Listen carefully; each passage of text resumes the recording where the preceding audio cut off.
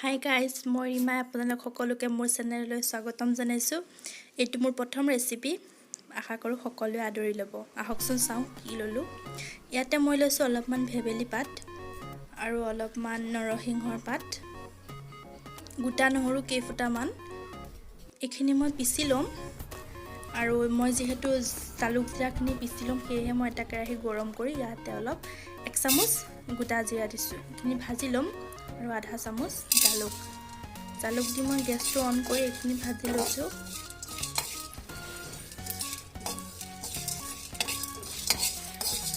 অলপমান ৰঙচুৱা হ'লে এটা গোন্ধ ওলাব, আপোনালোকে গম পাবই। আৰু এইখিনি মই সকলোখিনি ৰেডি কৰি লৈছোঁ আৰু এইখিনি মই মিহিকৈ পিচি ল'ম। আৰু এইখিনি হৈছে মানিমুনিৰ শুকান মানিমুনিৰ গুড়ি। যিহেতু বৰ্তমান সময়ত কেঁচা মানিমুনি পাবলৈ টান, সেয়েহে মানিমুনিৰ দিনতে মই এইখিনি শুকুৱাই পেলাই এনেকৈ গুড়ি কৰি থৈছিলোঁ। এইখিনিও মই তাতে ব্যৱহাৰ কৰিম।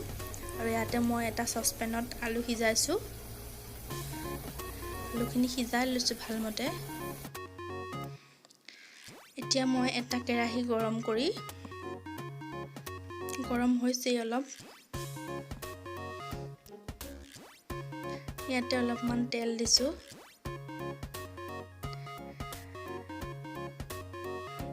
তেলখিনি গৰম হওঁতে মই ইয়াতে পিঁয়াজ দিলোঁ। পিঁয়াজখিনি অকণমান ৰঙচুৱাকৈ ভাজি ল'ম।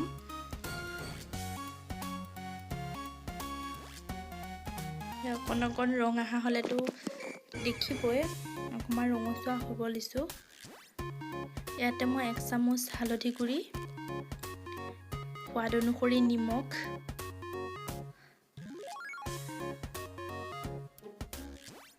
আৰু আধা চামুচ জলকীয়া গুড়ি দিছোঁ। যিহেতু মই জালুক দিছোঁৱে, অকণমান ৰং হ'বৰ কাৰণে জলকীয়া গুড়ি অকণমান দিছোঁ, ব্যৱহাৰ কৰিছোঁ। আৰু 2-3টা তেজপাত দিছোঁ।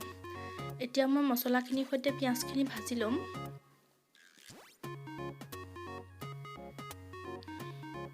আৰু সিজাই থোৱা আলুখিনি হাতেৰে সৈতে ভাঙি ইয়াতে মই দি দিছোঁ। আৰু এতিয়া গোটেই মছলাখিনিৰ সৈতে আলুখিনি ধুনীয়াকৈ ভাজি ল'ম। এয়া ভাজা হৈ গ'ল।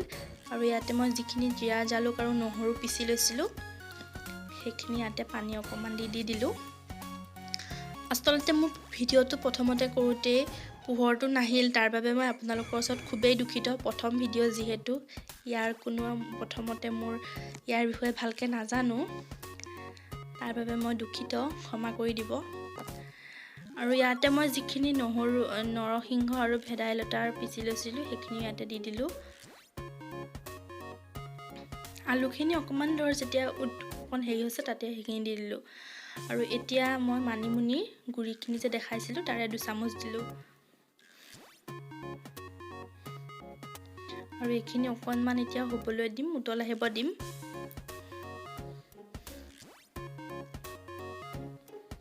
এয়া আহিছে অকণমান উতল। আৰু উতল আহোঁতে মই ইয়াতে 1 গিলাচ পানী দিছোঁ।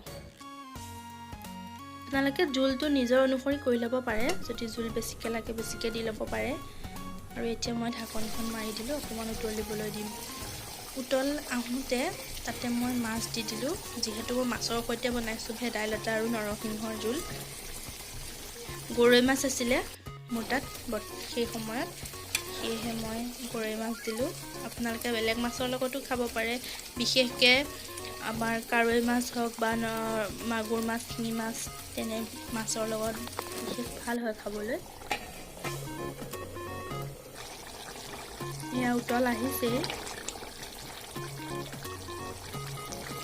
গোন্ধও আহিছে ধুনীয়া। সকলোখিনি মিক্স হৈ যেতিয়া উতল আহিছে, তেতিয়া ধুনীয়া গোন্ধ আহিছে।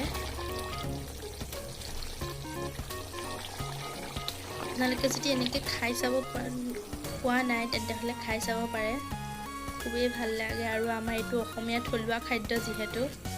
আৰু এতিয়া মই যেতিয়া উতল আহিল, মোৰ জোখত হৈ যাওঁতে গেছটো বন্ধ কৰি দিলোঁ আৰু এয়া প্লেটিং কৰিলোঁ। যদিহে আপোনালোকে মোৰ চেনেলটো চাই ভাল পাইছে, তেতিয়াহ'লে লাইক, শ্বেয়াৰ আৰু ছাবস্ক্ৰাইব কৰিবলৈ নাপাহৰিব।